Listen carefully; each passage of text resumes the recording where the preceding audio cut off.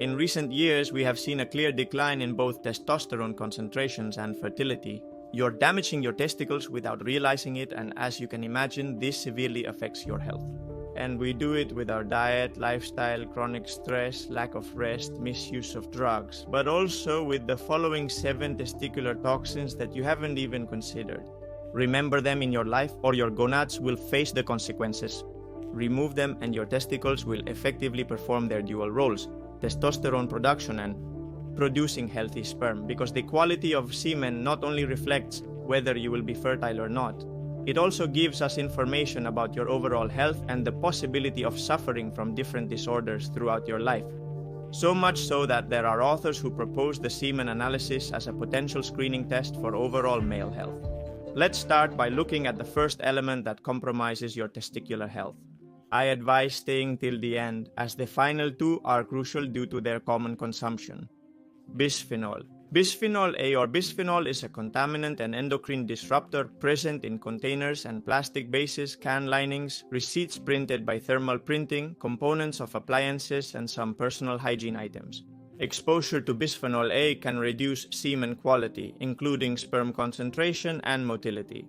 Although research with environmental contaminants is difficult, as we cannot conduct clinical trials, since I can't give you contaminants if you don't, we have studies with ex vivo approaches like this one that make it quite clear. There is a dose-dependent inhibition in testosterone production when the testicles are exposed to bisphenol A and its analogs. However, it's not the most crucial aspect today, as you're unlikely to encounter significant quantities of bisphenol A in your everyday life. Before moving to the surprising second point, let's clarify 2 concepts.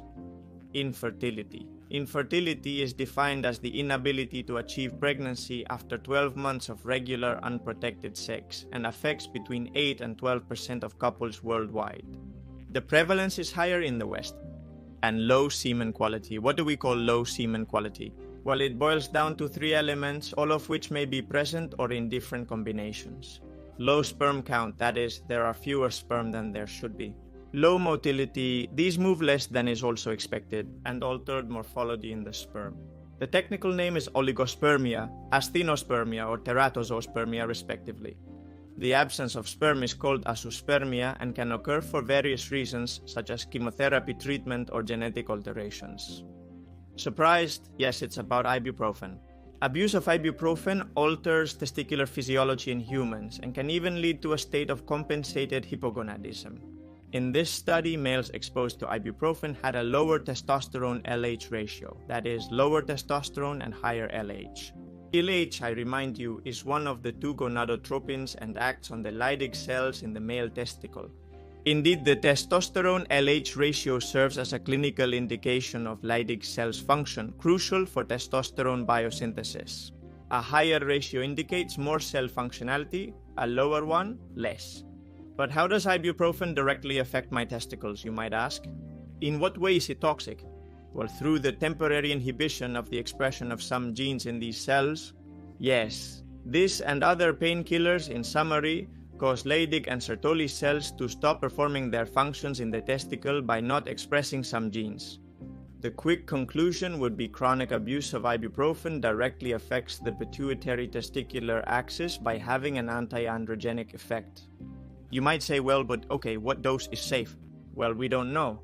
But in this study, the mentioned hormonal side effects were found when receiving 2 doses of 600 milligrams a day for a period of 6 weeks. That is, it's a high dose. So relax. Taking 1, 2, or 3 ibuprofens a month for a headache or another inflammatory problem is not going to be dangerous, nor will it alter your hormones. Because as we always say on the channel, your body has an immense capacity for recovery. But you have to be aware that many people take painkillers on a daily or almost daily basis for different reasons and have normalized this behavior. Sustained exposure to high mercury levels triggers changes in the central nervous system, cardiovascular system, causes high blood pressure, modifies endothelial function, and affects the gonads. It affects spermatogenesis, reduces the total size of the testicles, the diameter of the seminiferous tubules, reduces the amount of the Sertoli cells, spermatogonia, spermatocytes, and spermatids. Furthermore, it can cause atrophy in the seminiferous tubules. Wow, that continuous exposure to sufficient amounts has the potential to compromise your fertility. The main way to incorporate mercury today is through the consumption of contaminated fish and seafood. Mercury in its organic form, methylmercury, accumulates in large fish and long-lived species like tuna, swordfish, marlin, shark. The European Food Safety Authority sets a tolerable weekly intake at 1.3 micrograms per kilogram of body weight. Thus, a person weighing 80 kilograms would have their limit, as per European Food Safety Authority, at 104 micrograms per week. A can containing 80 grams of tuna contains about 24 micrograms of mercury, so in this case, and for that particular person, we would have the limit at 4 to 5 cans per week. In any case, this precaution from the European Food Safety Authority is quite conservative and does not take into account the protective effect of other micronutrients present in fish, such as selenium and other antioxidants, which somehow neutralize the toxicity of mercury. Tobacco. Sperm are very vulnerable to damage caused by free radicals. Why? Because of their high concentration of polyunsaturated fatty acids in the plasma membrane that undergo peroxidation due to oxidative stress. Tobacco is a major source of harsh oxidative stress in your body. This oxidative overstress has a very negative effect on sperm variables such as viability, morphology, and motility. This is significant because men of reproductive age, between 20 and 40 years old, make up almost half of all smokers. And if your life goal is not to become a father, remember that tobacco is an unequivocal causal factor of erectile dysfunction. I'm sure this interests you. The good news is that quitting smoking improves and can return semen characteristics to normal. Conclusion: tobacco is toxic to the testicles, and the sooner you quit, the more testosterone you will produce and the better sperm quality you will have. Alcohol. The frequent consumption of alcohol, so widespread in our society, attacks each of the components of the male reproductive system. Within the testicle, alcohol is toxic to Leydig cells, which produce testosterone. It can attenuate secondary sexual characteristics when consumption is high, such as facial and body hair, deep voice, and other masculine characteristics. It also enhances the production of estrogens, feminizing. It also affects Sertoli cells and therefore sperm maturation.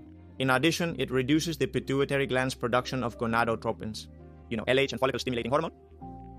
Conclusion: another supernormalized gonadal toxin. Like with any toxin, the dose and your ability to recover makes the poison. Having 3 beers on a Saturday and not doing it again for 15 days will not affect your fertility or testosterone production, but having them daily probably will. High fructose corn syrup. In this recent video, we investigate all the known reasons why an excess of fructose is harmful to your metabolism. Although this one I bring you today is a preclinical study, it serves to give us an idea of the effect of fructose added to ultra-processed foods on fertility. In it, 36 rats were divided into 3 groups: high fructose corn syrup, high fructose corn syrup with melatonin, and a control group. Well, the sperm count in the fructose group was significantly lower, something that was attenuated in the group where melatonin was added, which, as you know, is a powerful antioxidant with the ability to improve reproductive function. Once again, any preclinical study should be taken with skepticism, but the overconsumption of simple and ultra-processed sugars, without a doubt, both directly and indirectly, is behind the drop in population fertility levels. Excess adiposity. In a world where they want to make us believe that having excess fat poses no risk to health, the evidence overwhelmingly tells us otherwise. If we compare men with a body mass index less than 25 that is normal with men with obesity that is a body mass index greater than 30, the latter have an average of 0.24 milliliters less in seminal volume and fewer sperm, which also have less mobility. In overweight men, a body mass index greater than 25 but less than 30, the quality of the semen barely changes. And as for obesity, the higher the body mass index, the more altered the semen analysis is. Now, you know 7 elements that deteriorate the health of your testicles. If you want a video about useful antioxidants to improve male fertility, leave it in the comments. Thank you very much for staying until the end and for your subscription. See you next video. Big hug, keep empowering.